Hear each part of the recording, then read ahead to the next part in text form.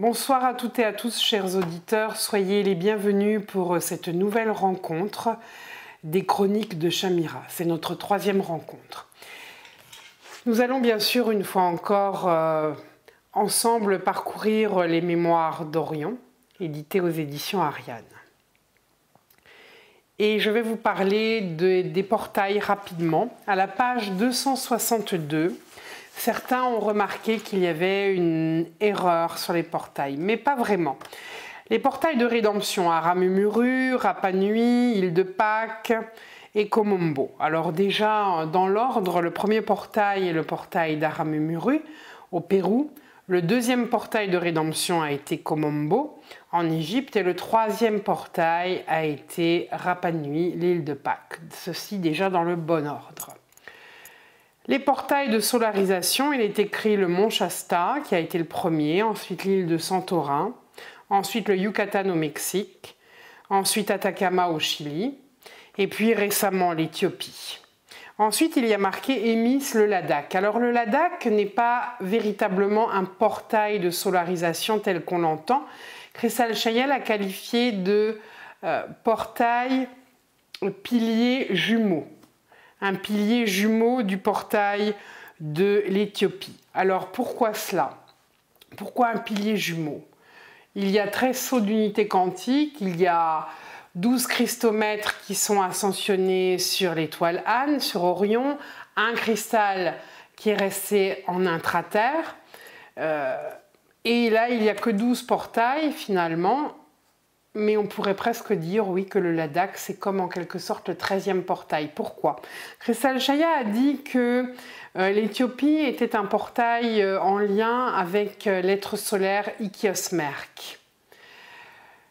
En même temps, je dirais que le Ladakh est aussi en lien avec Ikios-Merk, avec deux fonctions différentes. L'Éthiopie est plus reliée à une zone occidentale, puisque ce portail fait un travail sur l'ancien pouvoir religieux, spirituel, scientifique. Et puis finalement, avec le Ladakh, on assiste là à comme une frontière vers de nouveaux portails de solarisation à des fréquences plus hautes. C'est vraiment la naissance du Bouddha en nous, du Christ en nous. C'est cette deuxième naissance en nous, par cette transition du Ladakh, et puis on va aller vers une extériorisation du rayonnement de notre être solaire avec non pas l'Iran, puisque les maîtres de la fraternité dorée ont apporté quelques changements, nous n'irons pas en Iran l'année prochaine, mais dès fin janvier 2020, nous irons au Cambodge. Et puis ensuite, dans le désert de Gobi, et pour finir, aux États-Unis, à Sedona, en Arizona.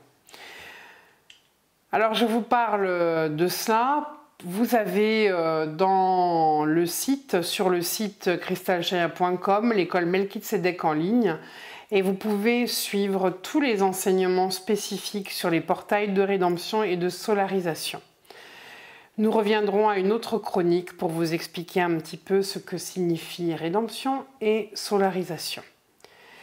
Voilà, donc je vous dis aussi que dans quelques jours, 70 jours environ, nous serons au Ladakh pour activer ce pilier jumeau du portail de l'Éthiopie, puisque en Éthiopie, nous avons fermé les portes de l'ancien pouvoir et aujourd'hui, nous allons, avec le Ladakh, ouvrir les portes, je dirais, du pouvoir sur soi, de la souveraineté personnelle que représente le Bouddha. C'est comme le Christ, c'est être roi sur soi, atteindre son niveau de maîtrise, d'ouverture du cœur. Donc j'espère que parmi vous, il y ait des êtres qui ressentent un appel pour le Ladakh, pour aller nous aider à ouvrir ce portail de Shambhala, à l'activer, pour que les êtres solaires puissent revenir vivre parmi le peuple de l'humanité terrestre. À très bientôt.